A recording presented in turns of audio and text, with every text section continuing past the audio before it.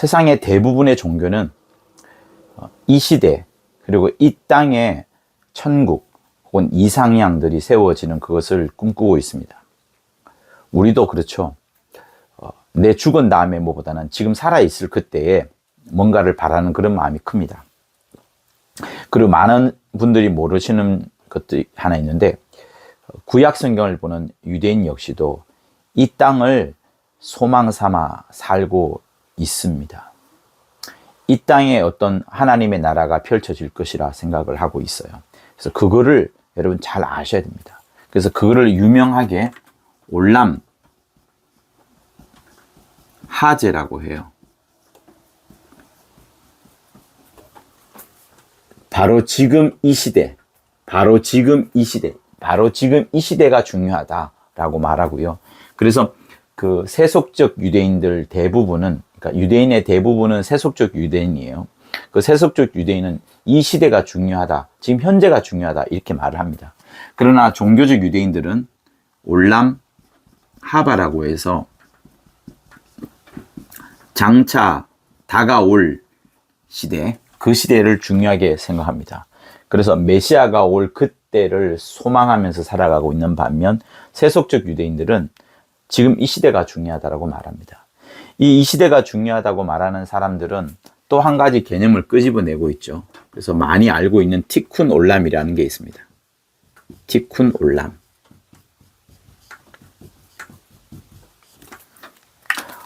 세상을 깨끗하게 한다. 세상을 바르게 만들어 간다. 세상을 진보시키다. 세상을 유대인들의 힘으로 바꾸어 나가겠다 하는 그 사상이 티쿤 올람입니다. 이런 개념이 있다 보니까 그들은 메시아를 한 명으로 생각하지 않습니다. 여러분들은 메시아를 한 명으로 생각할 것이라고 생각할 수 있겠지만 여러분들은 아마 그리스도인들일 테니까요. 그러나 유대인들은 현재 지금 많은 다수설은 그리고 세속적 유대인들은 더더욱 그렇습니다. 집단적 메시아를 생각합니다. 다시 말하면 하나님께서 야고바, 내 종 야고바, 내 종 이스라엘아라고 했던 것처럼 유대민족 전체를 메시아로 보고 그 유대민족이 티쿤 올람, 세상을 바꾸어 나간다는 그 생각으로 가득 차 있습니다. 그게 실상입니다. 이처럼 많은 종교가 이 땅에 하나님의 나라가 펼쳐지는 것으로 생각을 하고 거기를 향하여서 어떤 목표와 이상을 또 가치를 세워나가고 있습니다.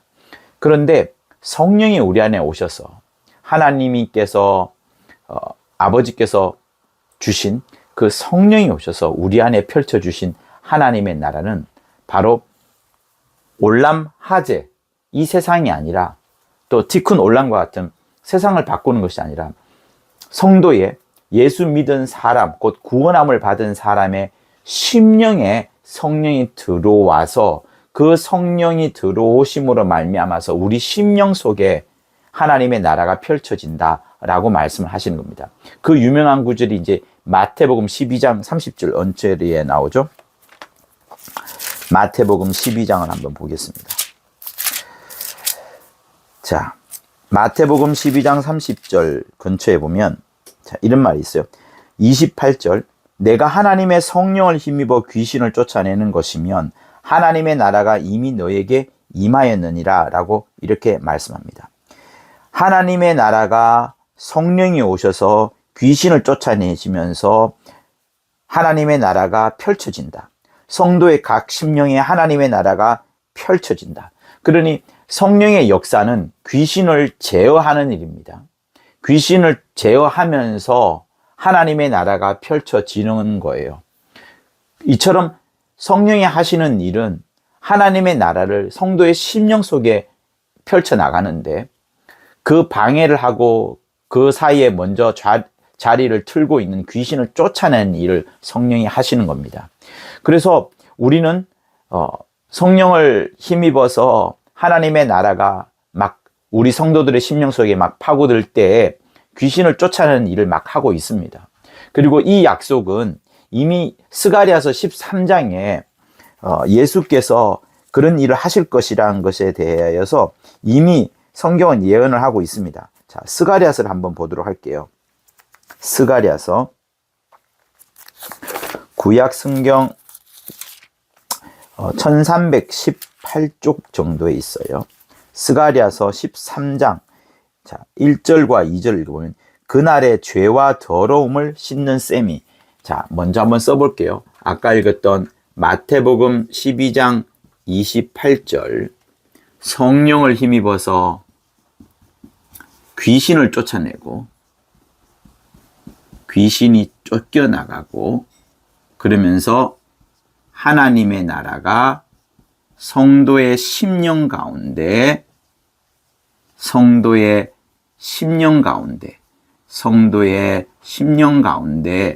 펼쳐진다. 이렇게 말씀을 해요. 그리고 스가랴서 13장 1절과 2절, 스가랴서 13장 1절과 2절, 스가랴서 13장 1절과 2절. 자, 외울 수 있겠죠? 스가랴서 13장 1절과 2절 보시면 만군의 여호와가 말하노라. 그날에 내가 우상의 이름을 이 땅에서 끊어서 기억도 되지 못하게 할 것이며, 우상의 이름을 땅에서 끊어서 기억도 못되게 할 것이고, 거짓 선지자와 더러운 사귀, 더러운 사귀라는 것은 귀신이에요. 더러운 영, 악한 영, the spirit of impurity라고 이제 나옵니다. 귀신과 똑같은 거예요. 사귀를 이 땅에서 떠나게 할 것이라 이렇게 말씀합니다. 그러니까 하나님의 나라가 임하시는 것을 분명하게 보게 하실 것인데, 거짓 선지자와 더러운 사귀를 이 땅에서 떠나게 하면서, 그러면서 예수께서 하시는 일이 바로 무엇이냐면 예루살렘에서부터 온 세상 끝까지 전파되는 일이, 속죄하는 일과 축사하는 일들이 펼쳐나간다라고 말씀을 하시는 겁니다. 그런데 이렇게 주님이 이미 예언을 하실 일을 예언을 되어 있고, 또 주님이 이 땅에 오셔서 정말 귀신을 많이 쫓아내셨습니다.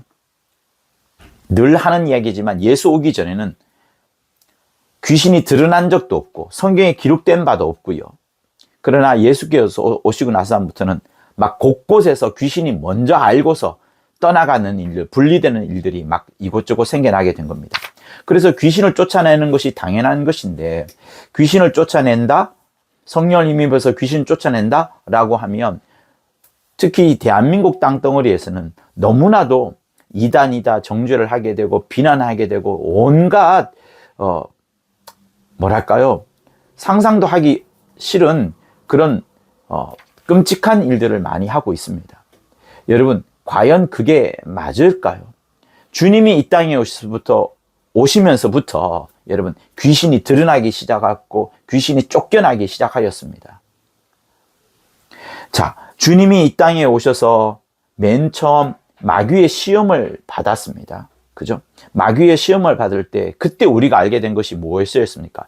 마귀라는 존재가 있다는 것도 알게 되었고, 마귀가 예수를 시험할 만큼, 그리고 시험의 그 세 가지 질문 속에서 있는 바가 무엇이었어요? 한 가지가 땅의 모든 권세를 그가 가졌다, 세상의 임금이다라는 것을 드러내 보았습니다. 그것처럼 여러분, 주님이 이 땅에서 행하시면서 이 땅에 오셔서 여러 가지 일을 행하셨지만 결국 주님이 하시는 모든 일들은 마귀에게 시험을 받는 그 과정, 마귀와 뭐랄까요, 어떤 영적 전쟁을 벌이는 과정이라고 해야 될까요? 그런 것들이 펼쳐졌습니다. 그제서야 우리가 이 땅에 더러운 영적 존재가 있구나라는 것을 알게 된 겁니다. 그죠? 그러니 과거에 우상 숭배자를 잡아들이고 우상을 깨뜨리고 멸절시키는 일이 있었지만 그 속에 말이에요, 실상이라고 할 수 있는 영적 존재가 꿈틀거리고 있다는 것에 대해서는 아무도 몰랐습니다.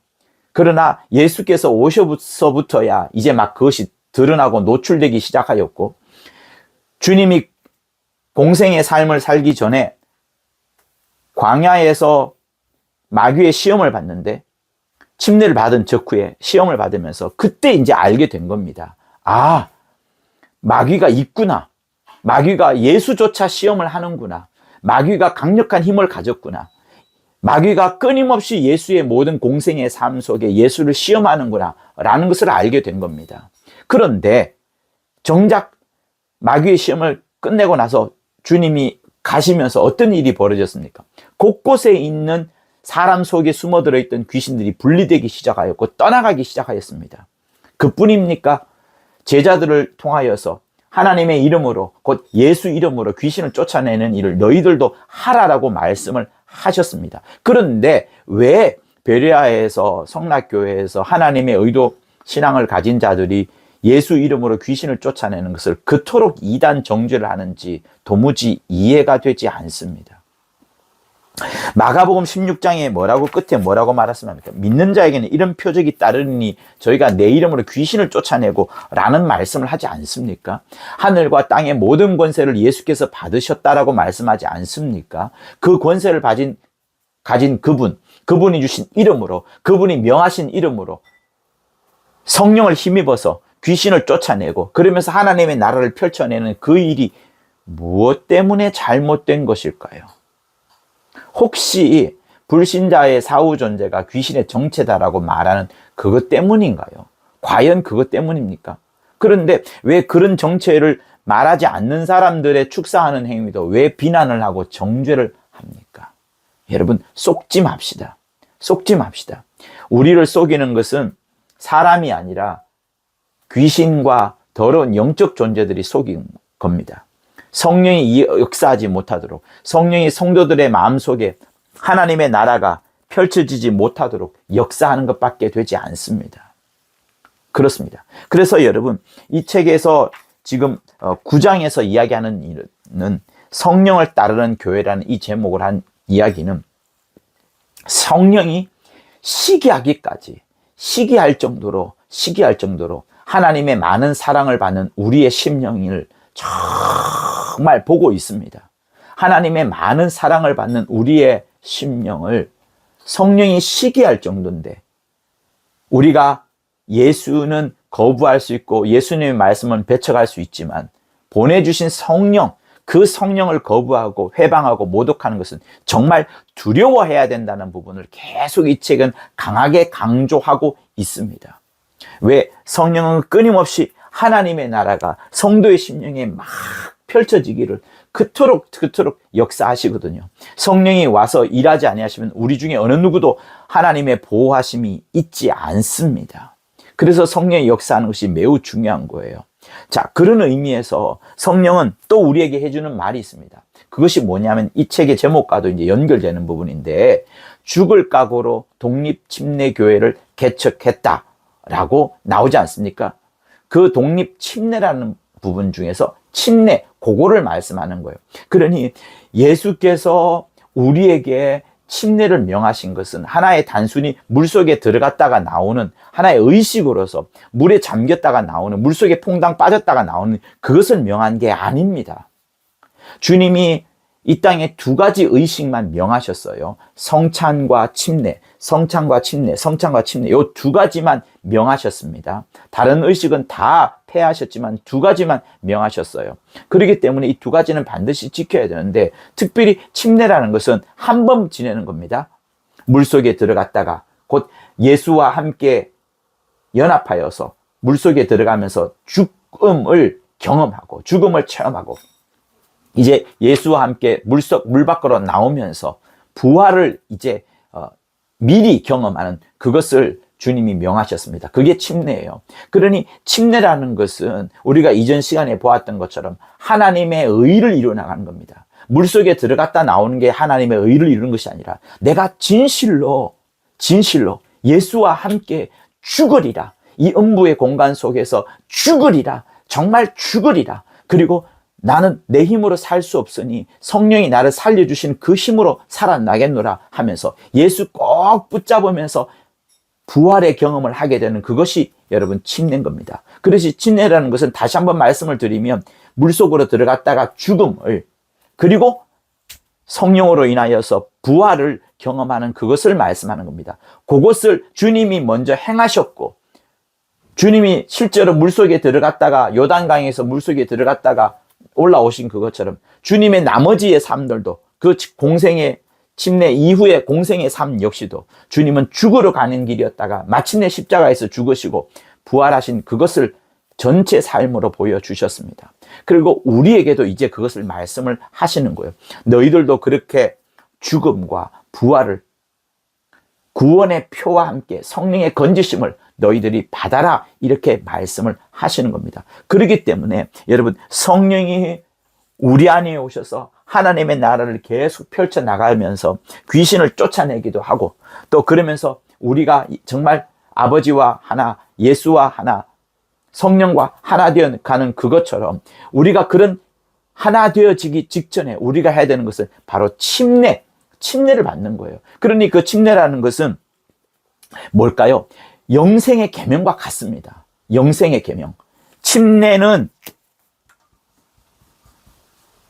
침례 받으라 하는 것은 영생의 계명과 같은 거예요. 단순히 물속에 들어갔다가 나오는 것을 말하는 게 아닙니다. 물속에 들어갔다가 나오는 것으로 생각하시면 절대로 안 됩니다. 계명을 지키는 것이다. 주님이 부활하신 이후에 명하신 계명. 여러분, 우리에게 침례를 명하신 것은 주님이 침례까지 다 완벽하게 마무리한 이후에, 다시 말하면 요단강의 침례를 말하는 것이 아니라 십자가상에서 죽으시고 이제 무덤에 들어갔다가 부활하신 이후에 그 다음에 주께서 저 하늘 가시기 직전에 우리에게 명하신 명령이 침례인 거예요. 당신이 먼저 하신 다음에 우리에게 명하신 겁니다. 그렇기 때문에 그 계명, 이 영생의 계명이 매우 매우 중요한 거예요. 그런데 침례를 등한히 여겨서 세례를 바꾼다?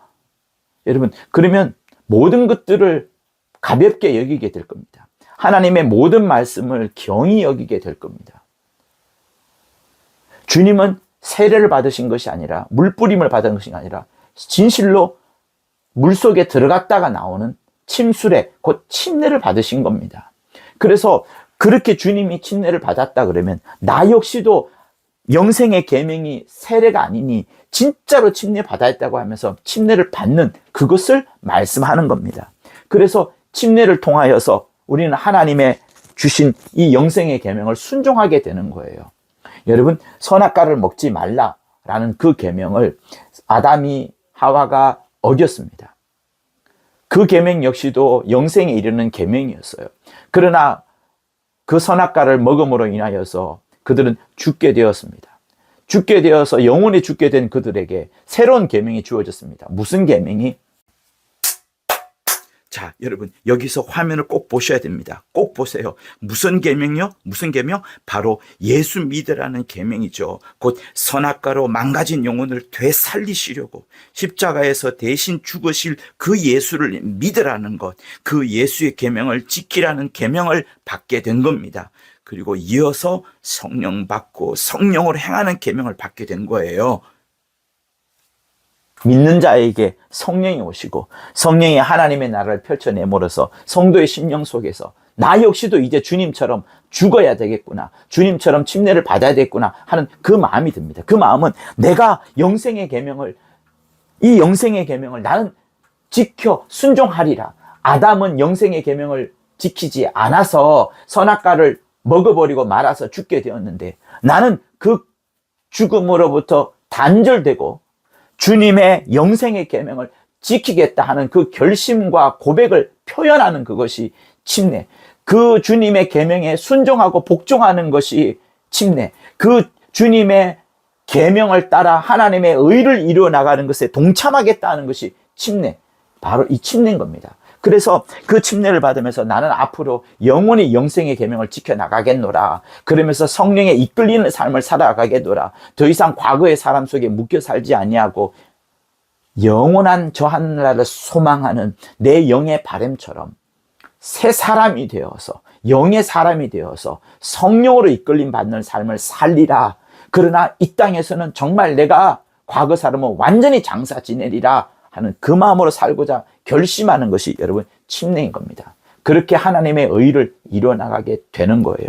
그래서 이 9장에서는 그런 부분들을 이제 설명을 하고 있습니다. 네. 그 정도 보시면 이제 될 것 같고요. 한 가지 특이한 부분은 이게 있습니다. 부자는 가난해질까봐 두려워하고 더 가난해질까봐 또 두려워하고, 높아진 자도 다시 떨어질까봐 두려워한다. 모두가 다 두려움 속에 묻혀 사는 것이 세상의 삶이다. 그러니까 가난하든 부자든 전부 다 두려움 속에 사는 겁니다. 부귀도 영화도 권세도 어떤 것도 다 침례로서 장사 지내어야만 예수 그리스도와 온전한 연합을 할 수 있다. 그렇지 않고는 예수와 하나 되는 것은 결코 합당치 않다라고 이렇게 말하는 겁니다. 사랑하는 성도 여러분, 진실로 주님의 작은 계명 하나라도 작게 여기지 마시고 크게 여겨서 일평생 주님의 계명 따라 순종하고 복종하는 그 기쁨과 행복이, 그렇게 살아가는 속에서 자유가 있음을 여러분 정말 발견하는 여러분이 되시길 예수 이름으로 축원합니다. 할렐루야. 고맙습니다.